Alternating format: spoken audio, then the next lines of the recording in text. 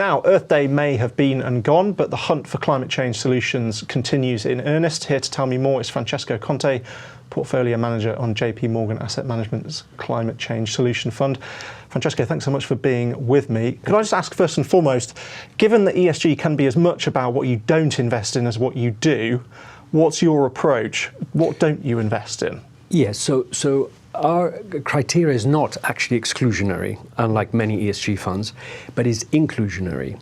And what we mean by that is that we want our companies to have a minimum of 20% direct solution to the problem of climate change. So to give an example, to make it more explicit, if a cement company is decarbonizing, would we invest in that company? No, because that company is not providing a solution to climate change. Sure. We would want to invest in the company that is providing the solution to decarbonize, which in the case of cement is probably going to be something like carbon capture. It could be renewable energy that they replace their gas energy with, etc. So they have to be direct impact to the, let's say, decarbonization of the companies. So it's inclusion, but strict inclusion? Very strict. And every single company that we identify, what we do is we double check it with our, we call it sustainable investment team. It's our own ESG team, internal team. And so we write up the investment case, the thematic investment case of why it applies to the theme of climate change solutions. And it's for them to review it. Sometimes there are small questions, and eventually either approve it or not approve it. Just coming on to the topic of individual holdings within the fund, you've got some big names in there, notably Deere & Co, for instance. What's your thoughts on engagement, and how does one engage with big companies like that are making these contributions? So, we're very fortunate at JPMorgan because, I work very closely with the analysts around the world, and I work with our sustainable investment team around the world, whether it be London or Hong Kong or New York. And so engagement happens usually through the analysts and the sustainable investment team. They have, luckily actually, one good thing about COVID is Zoom. And today I can get on a call with the US, whereas perhaps pre-COVID that meeting would have happened in person. And do you feel like you're achieving things more quickly as a result? I think things have moved much more quickly now, because before, I suppose the tendency was to organize either a telephone call, which was never very, it was difficult to concentrate apart from anything else on a telephone, but also, the need to go to travel, and you can't just go to New York and or the States and just have one meeting. Yeah. So it's not something you could do, just in 2 days' time. But now, fortunately, with the technology that we have, video calling, we can just have a meeting within a couple of days. Sure. And then just finally, I know you're a fan of energy efficiency, but what's the overlap there with the issue of water, given that that's a kind of finite resource like oil? So I think, in terms of solutions to climate change, I think that broadly speaking, there are two solutions.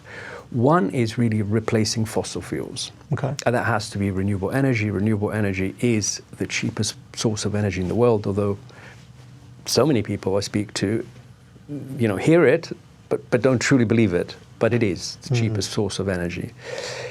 The other, and I should say the whole ecosystem, what I call electrification, because, you don't necessarily need to invest all your money in renewable energy companies. But again, I always think of it's the technologies that enable the production of renewable energy, which is the more interesting aspect. Microinverters, which enable solar panels to work more efficiently, etc. The other part of the equation is really to reduce our dependency on oil and gas, fossil fuels. In the 70s, we reduced our dependency on oil by about 10% over that decade. And if you think about it, in the 70s, I don't think there were even personal computers around, or, probably our phones have more computing power today than a computer had in those days. Today, the solutions are there, and they have much bigger impact on the climate than anything they could have envisaged in the 70s. So LED lighting reduces energy consumption by up to 90%. Heat pumps reduce your energy bill by probably 30% plus. And the beauty of these products is that the efficiency or the technology keeps improving. And this is what this is all about. It's progress. Do we want to be burning coal in 10 years' time when solar energy will be a fraction of the price? Sure. We will be making our companies uncompetitive if we're still using coal energy. So going back to your question on water, water is so much better to purify it, to use closed loops, for example, for semiconductor companies, rather than keep drawing it in and then throwing it back. And therefore, so we don't need to use things like desalination, which use an enormous amount of energy, etc. So water is very, very big component.